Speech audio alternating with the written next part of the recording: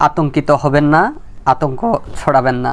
কি হবে কাপ্তাই বাঁধের পানি যদি ছেড়ে দেয় কিংবা কাপ্তাই বাঁধ হতে পানি আসে? দেখেন, সহজভাবে বলছি। প্রথমত, কাপ্তাই বাঁধ হতে সমস্ত পানি একসাথে ছেড়ে দিবে এমনটা না।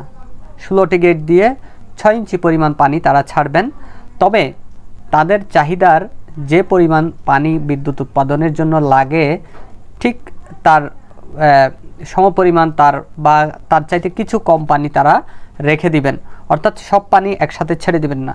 দ্বিতীয়ত, এই পানিটা কখন ছাড়া হবে? দেখেন, ভাটার সময়ই কিন্তু এই পানি ছাড়া হচ্ছে রাত 10টায়।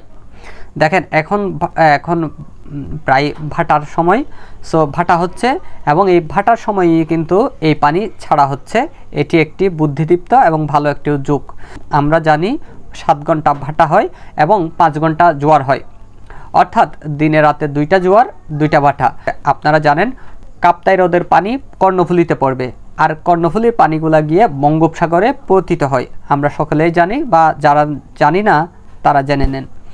তখন কি হবে, কাপ্তাই হ্রদের পানিগুলা কর্ণফুলীতে আসবে এবং হয়তো একটা খরস্রোত অথবা স্রোতের সৃষ্টি হতে পারে। এবং ভাটার সময় যেহেতু পানিগুলো ছাড়া হবে, তাহলে নদীপথেই এগুলা গিয়ে বঙ্গোপসাগরে পতিত হবে। এটা হচ্ছে সহজ উত্তর। এখন আশপাশের উপজেলা কিংবা নিম্নাঞ্চলে কি হতে পারে? কথা হলো, যেহেতু ভাটার সময় পানি ছাড়া হচ্ছে, তাহলে সেই সময়ে পানি যেহেতু ফুলে উঠবে না, সুতরাং আশেপাশের অঞ্চলগুলোতে তেমন বন্যা পরিস্থিতি সৃষ্টি হওয়ার মতো পরিবেশ সৃষ্টি হবে না আশা রাখি। তারপরও নিম্নাঞ্চলে যারা চরাঞ্চলে আছেন তাদের একটু সাবধান হতে হবে। দ্বিতীয়ত, মাছ ধরার জেলে বা যারা মাছ ধরেন, বালি শ্রমিক কিংবা গাছ মাছ এসব নিয়ে যারা নদীর মাঝি কিংবা ফেরিঘাট এই সমস্ত কাজ নিয়ে যারা থাকেন, তাদের একটু সতর্ক হতে হবে রাত 10টার পর থেকে। কারণ যখন পানি ছাড়া হবে তখন অবশ্যই, যেহেতু পানির একটা এখানে একটা ধারা যাবে, সুতরাং এখানে একটা তীব্র স্রোতের সৃষ্টি হতে পারে।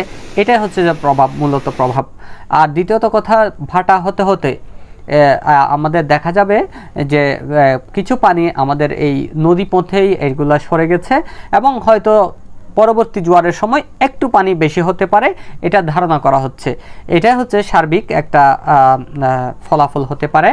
সো 16টি গেট দিয়ে 6 ইঞ্চি পরিমাণ পানি ছাড়া হলে ওখানে যদি নির্দিষ্ট পরিমাণ পানি আটকে রাখা হবে অবশ্যই। সো সেই দিক থেকে আপনারা নিজেরাই চিন্তা করেন কতটুকু পরিমাণ পানি ছাড়া হবে কিংবা আসতে পারে। দ্বিতীয়ত কথা, সব পানি কিন্তু একসাথে ছেড়ে দেওয়া হয় না। ওরা বিদ্যুৎ উৎপাদনের জন্য কিন্তু পানি রেখে দিবে, কিংবা এই যে পরিমাণ পানি হয়েছে সেই পরিমাণ পানি কিন্তু আগে লাগেই। হয়তো ভবিষ্যতে বৃষ্টিপাত এবং ছড়ার যে সমস্ত পানি আসার সম্ভাবনা রয়েছে, সেহেতু ঝুঁকি এটা নিরসনেই কিন্তু এই ব্যবস্থাটা নেওয়া হচ্ছে। সো আতঙ্কিত হবেন না, আতঙ্ক ছড়াবেন না। নদীর পাশে যারা আছেন তারা একটু সতর্ক থাকেন, চরাঞ্চলে যারা আছেন সতর্ক থাকেন। দ্বিতীয়ত, যারা গাছ বাঁশ বালি কিংবা নৌকার মাঝি জেলে, তাদের একটু সতর্কতা বেশি প্রয়োজন। কারণ এখানে একটা নদীর একটা স্রোত ধারা হতে পারে, একটা ধারা মানে তীব্র একটা স্রোতধারা হতে পারে। সেই ক্ষেত্রে একটু সাবধানতা অবলম্বন করা দরকার। আতঙ্কিত হবেন না, আতঙ্ক ছড়াবেন না। ধন্যবাদ, সাথে থাকুন।